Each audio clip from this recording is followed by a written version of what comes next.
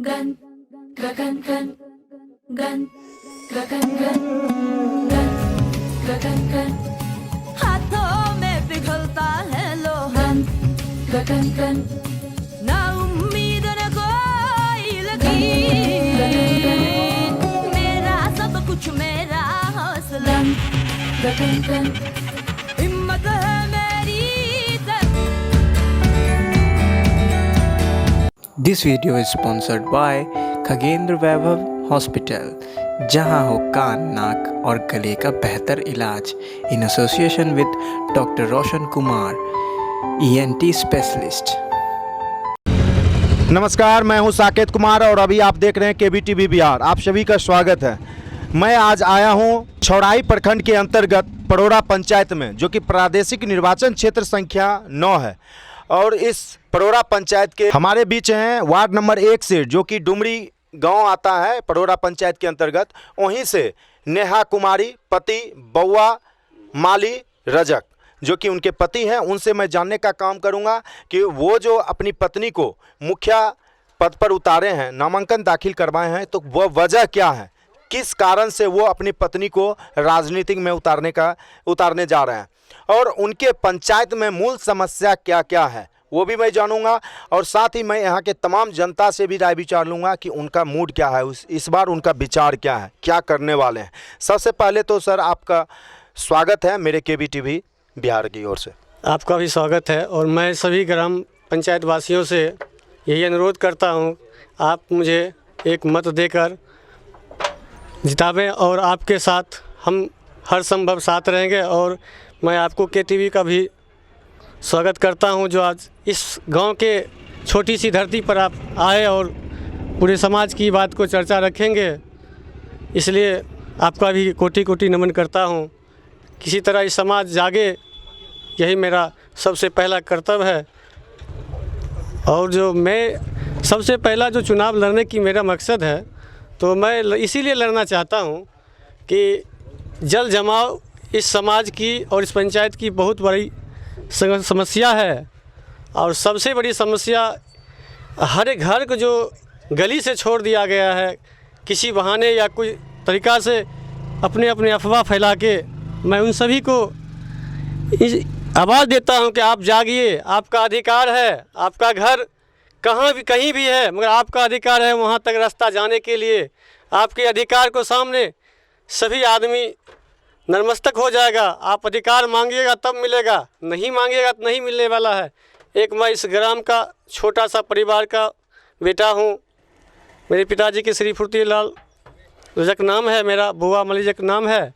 मैं अपनी पत्नी को इस चुनाव में इसलिए खड़ा कर रहा हूँ कि आज सबसे बड़ी समस्या की जड़ नल जल व्यवस्था देखा जाए तो अभी देखा जाए आपके सामने में, वहाँ पे अभी तक टंकी नहीं लगा है। देखिए अभी टंकी नहीं लगा है। हाँ, ठीक ठीक ठीक। सरकार की जो मुख्य मैटर है जल जमाव देखा जाए, इसे आज पश्चिम की ओर जाइएगा, इतना जल जमाव कि हर एक घर के आंगन में पानी पड़ा हुआ है। मगर सरकार जब योजना निकालती है जल जमाव को, जल को बाहर फेंकने के लिए किसी तरह से, तो वो भी नहीं हो पाता है।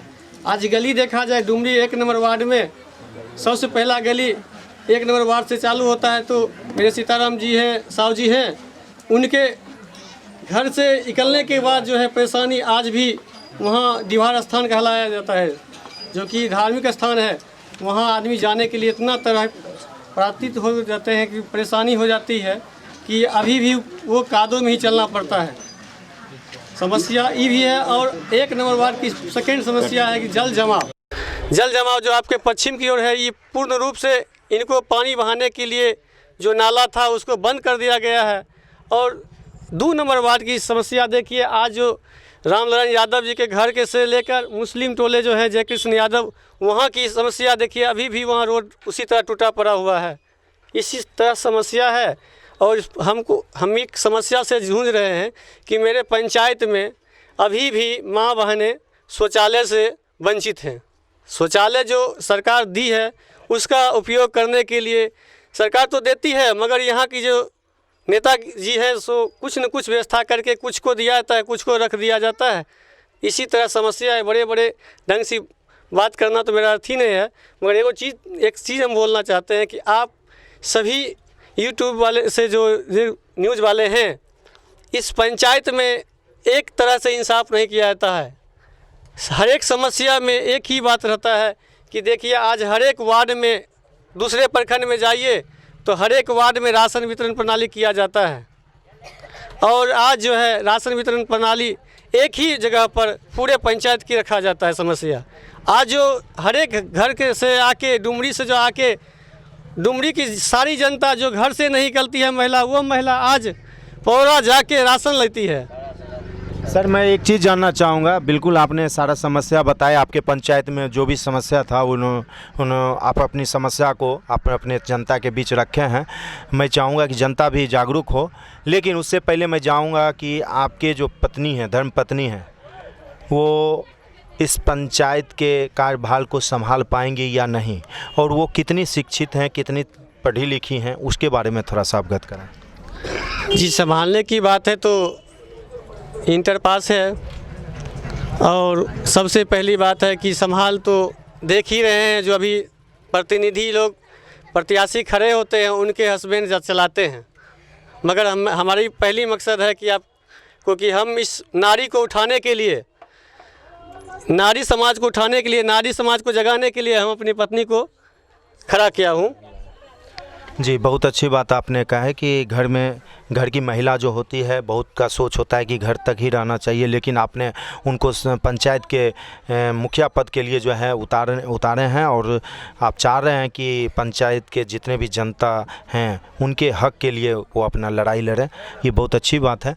लेकिन सर मैं चाहूँगा कि ये बताएं कि आपके पंचायत में प्रधानमंत्री आवास योजना के ऊपर कितना काम हुआ है, क्योंकि माननीय प्रधानमंत्री जी का एक सपना था, लक्ष्य था कि 2022 में जो है हर एक लाभार्थियों को जो है घर मिल जाएगा। 2000 के बाद जो है कोई ऐसा लाभार्थी नहीं बचेगा। इस पे आपका क्या कहना है?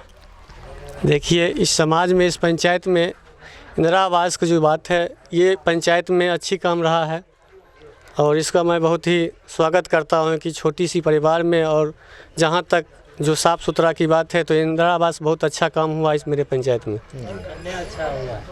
जो भी हम देखे हैं, सर कहा है जो एक भी नहीं रहना चाहिए। जो भी काम हुआ है इस पंचायत में, और जो इंदिरा आवास इस पंचायत में मिला है, लवांकियों को कुछ नहीं मिला है।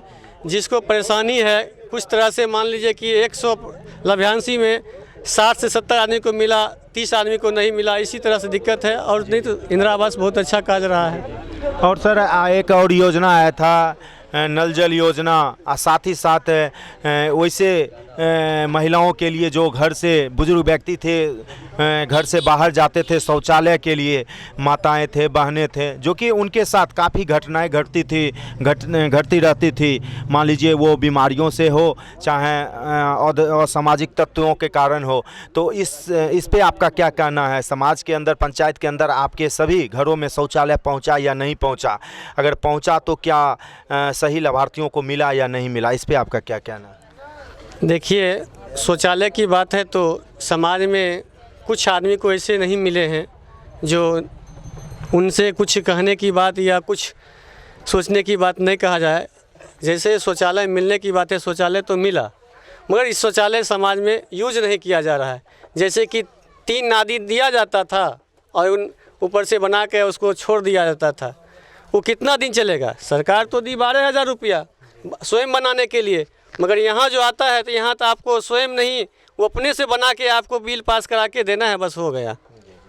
ऐसा समस्या है। और सरकार को मैं इसलिए धन्यवाद करता हूँ कि जो समस्या हमारे पूरे देश, पूरे बिहार में था, शौचालय का मेन मुद्दा था। हर एक माँ बहन जो घर से बाहर निकलती थी, उसके लिए बहुत ही कोटि उनका मैं स्वागत करता हूँ कि माननीय मुख्यमंत्री जी ने बहुत ही बड़ा योजना निकाले, मगर यहाँ आके परेशानी बढ़ जाती है। कुछ आदमी को मिलता है, कुछ आदमी को नहीं मिलता, कुछ मिला भी है तो उनको सोच जो है अभी भी वहीं पे है। मतलब आपका कहना है कि शौचालय जो भी पंचायत के अंदर आया था योजना, शौचालय योजना, उस पे भी सही ढंग के काम नहीं हो पाया? नहीं काम हो पाया है। जिस तरह से एकम्मा पंचायत में देखा जाए तो पूर्ण रूप शौचालय बनाया गया, मगर सबसे पहले पूरा पंचायत का ही शौचालय का काम शुरू हुआ था। अभी तक शौचालय यहाँ पूर्ण नहीं हुआ है। तो बहुत जगह सुनने के लिए भी मिलता था कि हमरा पंचायत के जते पैखाना है ना मुखिया जी खा गेलखिन, तो सही बात है कि? देखिए, ये तो कहना आम जनता की बात है, और हम अभी एक प्रत्याशी हैं। हम किन्हीं को ये नहीं कह सकते कि मुखिया जी ही खा गए या जनता खा गए। हम किसी को नहीं कह सकते, क्या कि मैं भी प्रत्याशी हूँ और मैं युवा प्रत्याशी हूँ, ना कुछ बोल सकते हैं। समाज की बात है, समाज में हर एक पंचायत से जुड़े हुए हैं, तो नहीं इसी से करना चाहिए। बिल्कुल सही बात है। लेकिन सर, आपके पंचायत में शिक्षा, स्वास्थ्य और सुरक्षा को लेकर आपका क्या कहना है? आपके पंचायत के अंदर शिक्षा के ऊपर कितना ध्यान दिया गया है? स्वास्थ्य, उप स्वास्थ्य केंद्र है या नहीं है? अगर है तो उस पर कितना ध्यान दिया गया है? उप स्वास्थ्य केंद्र यदि हम जीत रहे हैं तो पहला मकसद है कि हम उप स्वास्थ्य केंद्र को अपने पंचायत में खुलाएंगे और इसको चालू करवाने का मेरा आपके पंचायत में उप स्वास्थ्य केंद्र नहीं है क्या? नहीं है, मगर उसको यूज नहीं किया जाता है।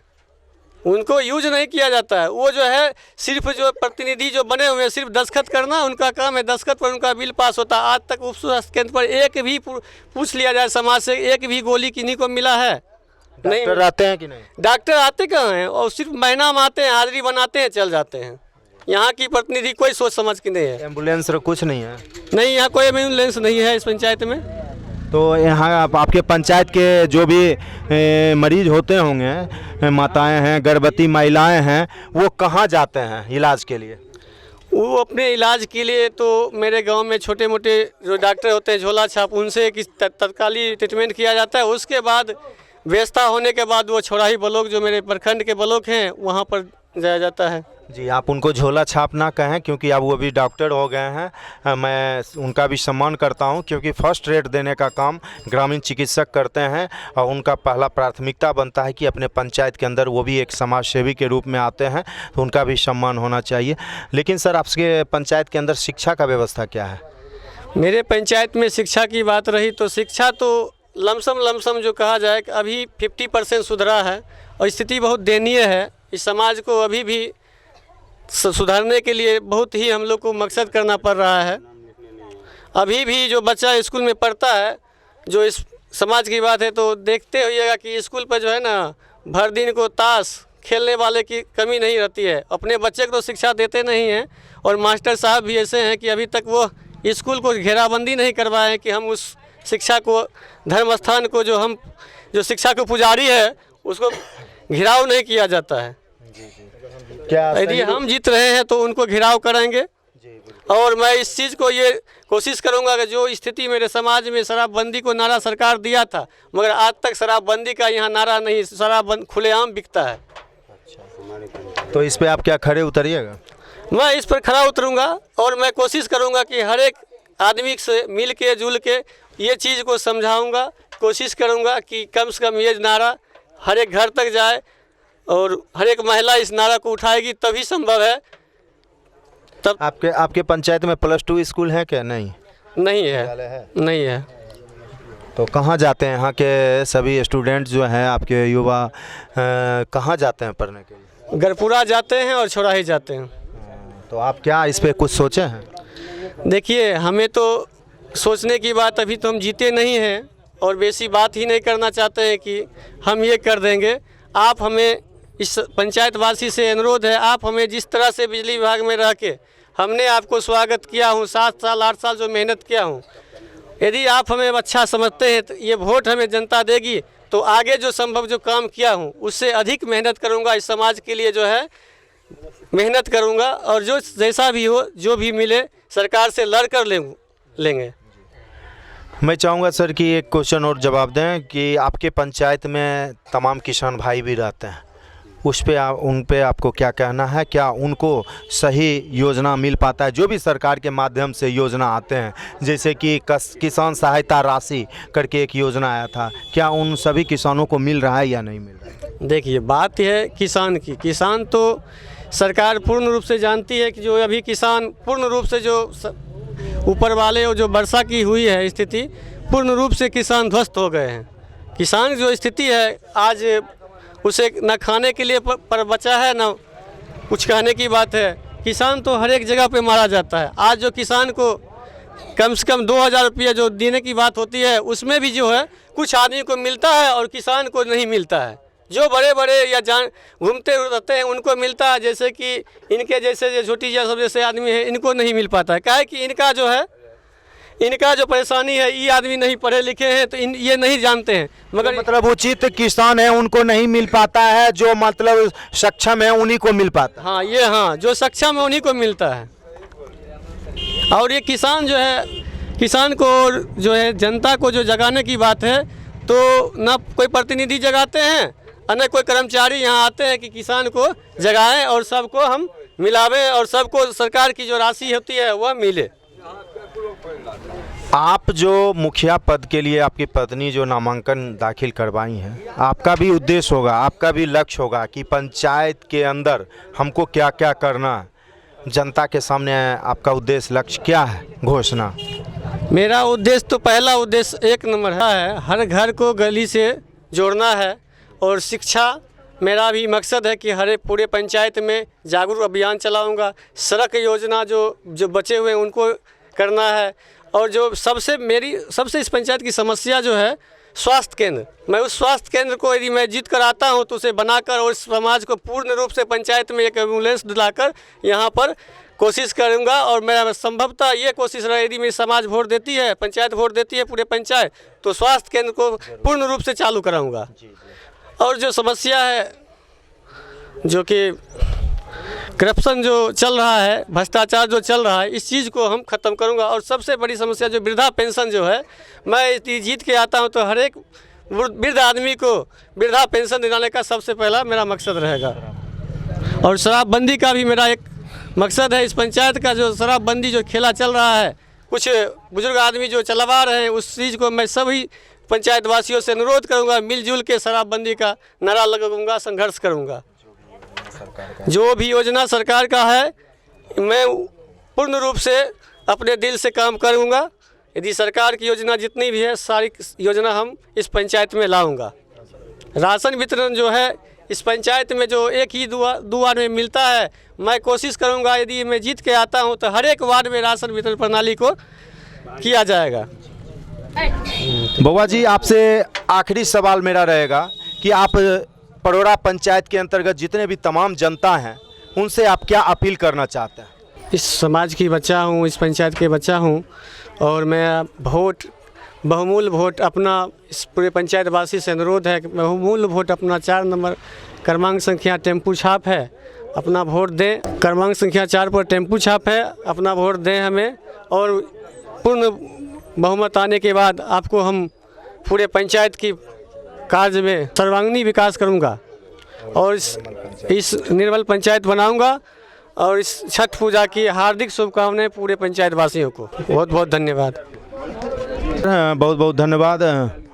और आप, मेरा कामना है आपसे, शुभकामना है कि आप इस पंचायत के अंदर मुखिया पद पर आएँ और अपने तमाम जनता का जो है सेवा करें। जो भी सरकार का योजना आता है आप इस परोरा पंचायत के अंतर्गत धरातल पर रखें और उस योजना को सही दिशा दें ताकि आप इस मुखिया पद पर बने रहें।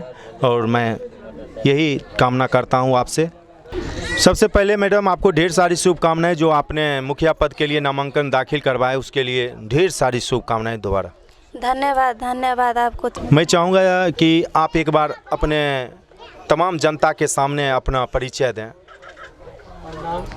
मेरा नाम नेहा कुमारी है, मेरा पति का नाम बुआ माली रजक। मैं परोरा पंचायत से ठहराने के लिए हो चुकी हूँ। मैं परोरा पंचायत को सेवा करने के लिए तैयार हूँ। मैं पढ़ी लिखी हूँ, शिक्षित हूँ, मैं इंटर तक पढ़ी हुई हूँ।